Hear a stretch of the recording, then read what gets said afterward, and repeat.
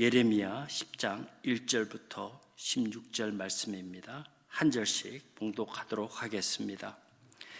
이스라엘 집이여, 여호와께서 너에게 이르시는 말씀을 들을지어다. 여호와께서 이와 같이 말씀하시되 열방의 길을 배우지 말라. 열방인은 하늘의 징조를 두려워하거니와 너희는 그것을 두려워 말라.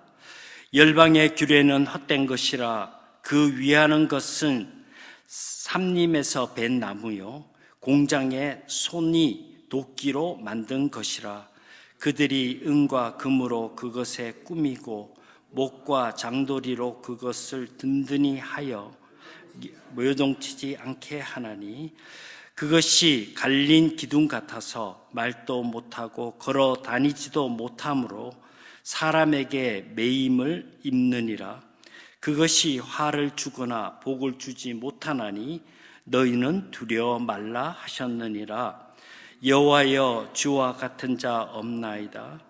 주는 크시니 주의 이름이 그 권능으로 인하여 크시니이다. 열방의 왕이시여, 주를 경외치 아니할 자가 누구리이까? 이는 주께 당연한 일이라. 열방의 지혜로운 자들과 왕족 중에 주와 같은 자 없음이니이다. 그들은 다 무지하고 어리석은 것이니 우상의 도는 나무뿐이라.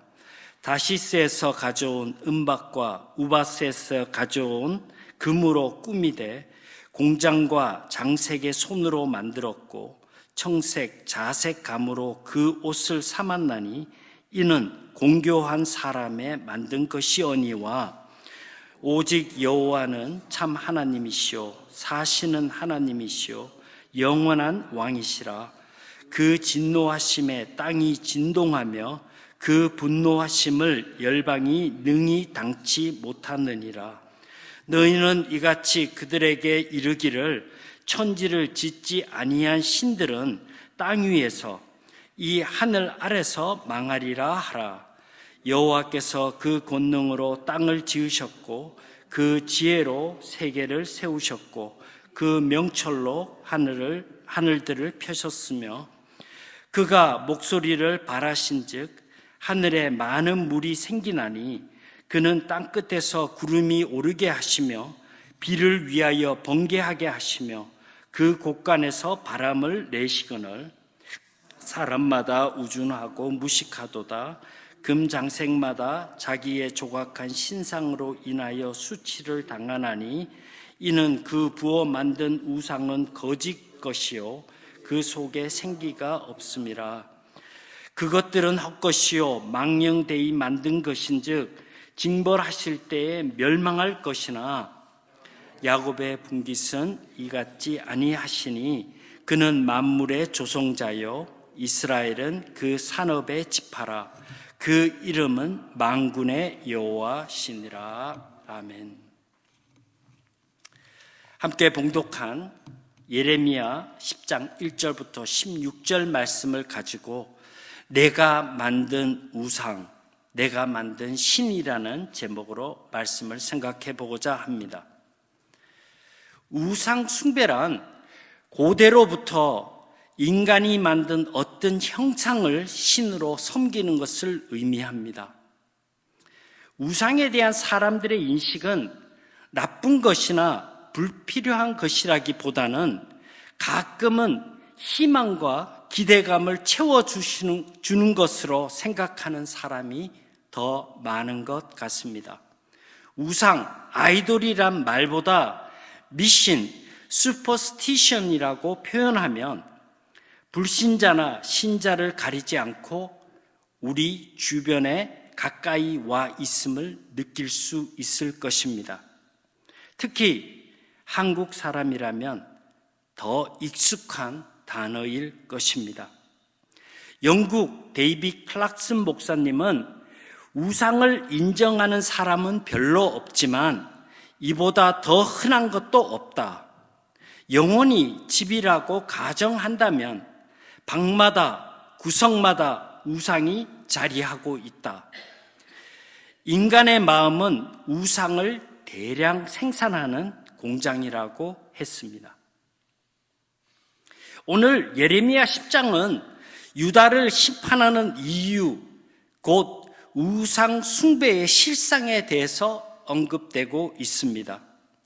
전반부 1절부터 16절 말씀은 우상의 무익성을 지적하고 있고, 후반부 17절부터 25절 말씀에는 다가온 재앙에 대해서 선지자의 고통과 중보 기도를 나누어 생각할 수 있습니다. 하나님과 우상의 차이점을 비교하면서 우상의 무익성과 우상 숭배의 이방 풍습을 따라가는 유다의 어리석음을 말하고 있고, 또한 유다에 대한 심판이 창조주 하나님의 주권에 의한 것임을 분명하게 나타내고 있습니다. 오직 하나님만이 모든 경배의 대상이며 유일신이시고 우주 만물을 창조하셨고 살아계셔서 만물을 다스리시는 위대하신 하나님이심을 선포하고 있습니다. 그럼에도 어리석은 백성들과 언약 관계를 유지하기를 원하시는 하나님을 우상보다 못한 위치로 끌어내리는 유다 백성들을 여기에서 우리는 볼 수 있습니다. 선지자는 전능하신 하나님의 능력을 강조함으로써 헛된 우상 숭배에 빠져 있는 어리석은 유다 백성을 꾸짖고 있습니다. 오늘 함께 봉독한 본문 1절부터 16절에는 16절에서 선지자는 이스라엘 백성에게 우상과 하나님에 대해서 설명하고 있고, 하나님 백성으로서 하나님보다 우상을 더 중요시함으로 심판을 받게 되었다는 내용을 전하고 있습니다. 2절 말씀에 보면 열방을 배우지 말라 그렇게 기록되고 있고요. 3절에 보면 열방의 규례는 헛된 것이라, 이방 나라 속에 널리 유행하던 미신의 풍속을 따르지 말라는 것입니다. 유다의 심각한 범죄는 여호와 하나님을 배반한 것입니다. 출애굽과 광야 생활 40년 동안 그들을 보호 인도하신 하나님을 버리고 헛된 것을 따라갔다는 것입니다. 헛된 것을 수증기라고 의미합니다. 또한 허무, 무익이란 뜻도 가지고 있습니다. 하늘의 해와 달과 별의 움직임, 즉 하늘의 현상을 보고 해석하는 점성술로 신의 계획을 예견하는 이방의 풍습들, 그리고 인간이 나무로 만든 조각에 금, 은으로 꾸미고 스스로 움직이지도 못해서 사람이 옮겨야만 하는 조형물을 신으로 숭배하는 이방의 풍습을 하나님의 백성들이 따라갔다는 것입니다. 선지자는 우상의 실체를 이렇게 말합니다. 9절 말씀을 새 번역에서 보면 좀 더 쉽게 설명하고 있습니다. 금과 은으로 얇게 입혀서 조각가가 새겨서 은장이가 만든 공예품, 그리고 청색 자색 옷을 걸쳐 놓은 것, 모두 솜씨 좋은 사람들이 만들어 놓은 것.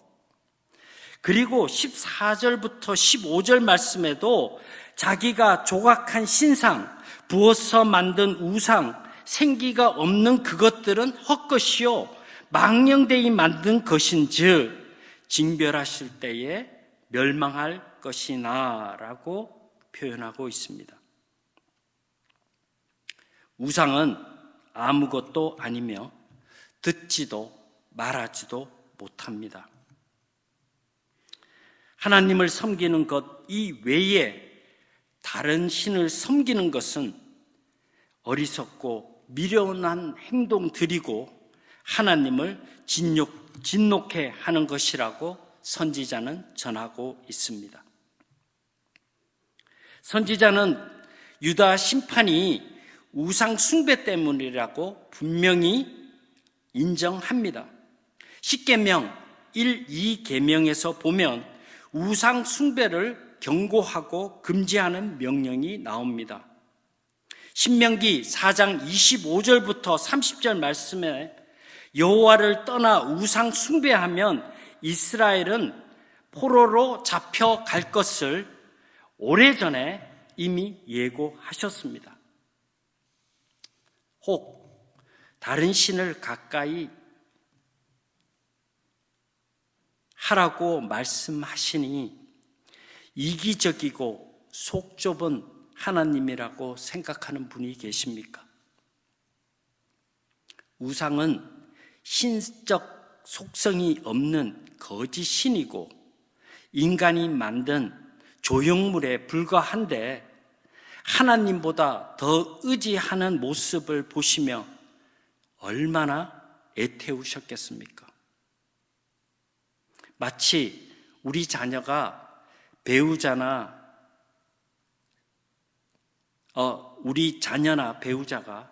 뻔한 거짓말이나 속임수에 속는다면 여러분의 마음은 어떠하시겠습니까? 말로 다 표현할 수 없을 것입니다. 또한 자기 백성에게 명령하시고 심판하시는 일방적인 하나님으로만 오해하고 계십니까? 모세를 시내산에 불러서 십계명을 주신 이유는 하나님의 자녀로 살아가는 방법을 알려주신 것이고 우리와 화목하기 원하시는 하나님은 인간 모세의 동의를 얻어서 언약 관계를 맺으시는 공의의 하나님이십니다. 하나님과의 약속을 지키지 못하고 핑계하고 있는 이스라엘의 모습, 우리의 모습은 아닐까요? 인간은 신앙 대상에 따라서 인격과 삶이 결정됩니다. 인간이 만든 우상을 신으로 섬기고 창조주 하나님보다 더 높이고 귀하게 여기는 것이 어찌 어리석고 미련한 것이라고 하지 않을 수 있겠습니까? 이사야서 44장 9절에 보면 우상을 만드는 자는 다 허망한 것이라고 했고 고린도전서 10장 14절에 보면 우상 숭배를 피하라 그렇게 말씀하십니다.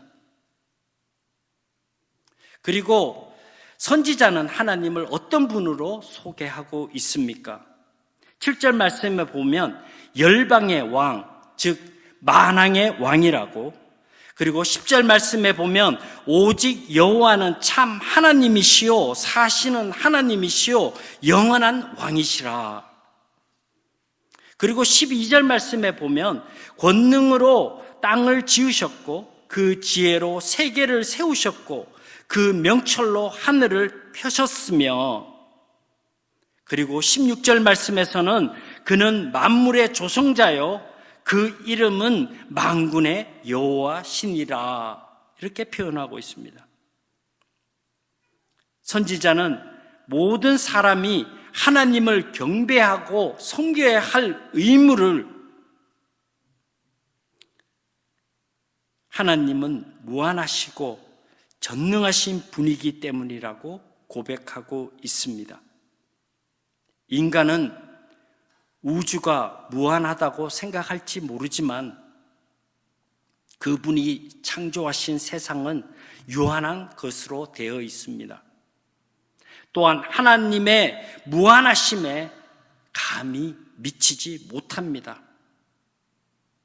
한마디로 하나님은 지존하시고 무한하시며 불변하시고 무소부재하시며 전능하신 완전하신 분이라고 선지자는 정의하고 있습니다.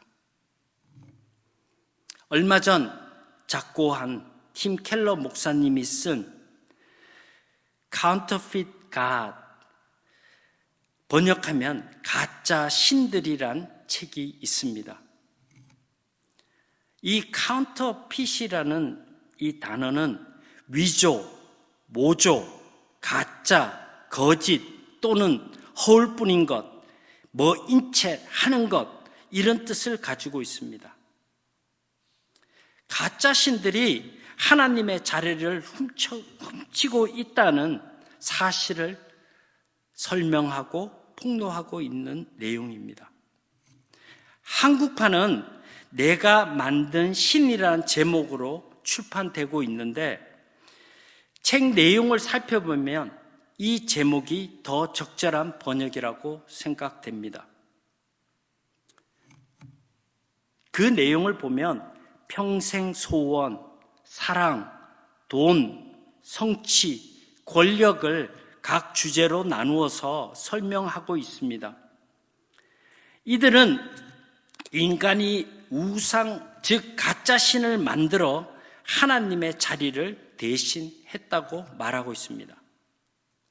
우상이란 눈에 보이는 것만 아니라 눈에 보이지 않는, 즉 탐욕과 같이 무엇이든 하나님보다 더 크게 우리의 마음과 생각을 지배하는 것이라고 할 수 있습니다.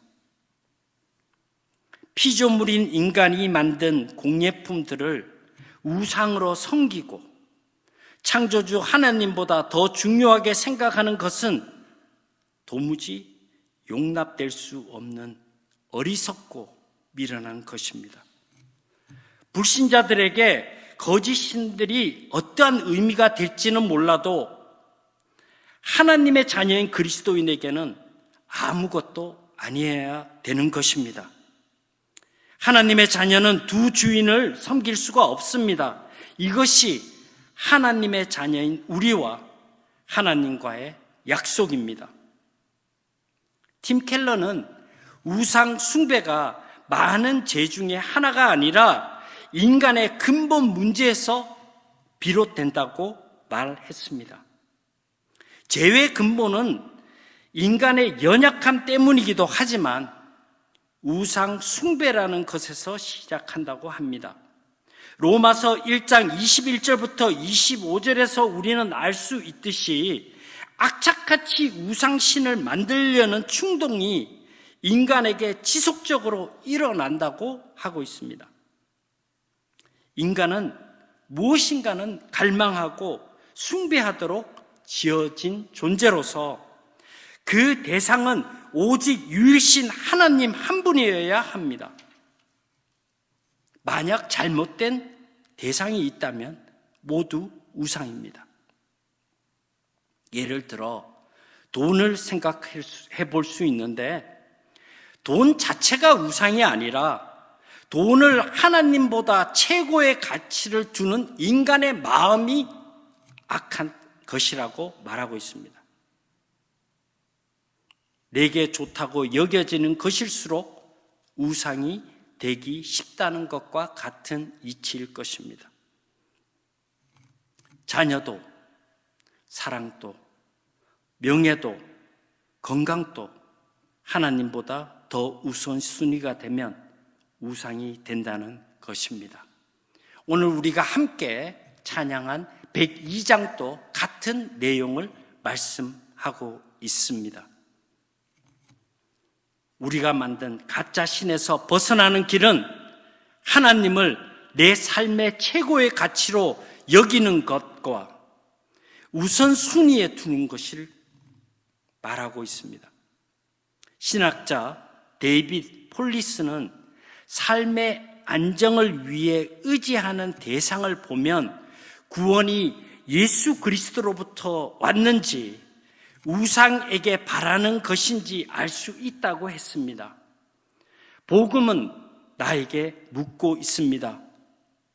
당신 스스로 구원의 주로 생각하고 행동하고 있지 있지 않은지, 만약 그렇다고 생각한다면 그것이 내 자신이 만든 신이라고,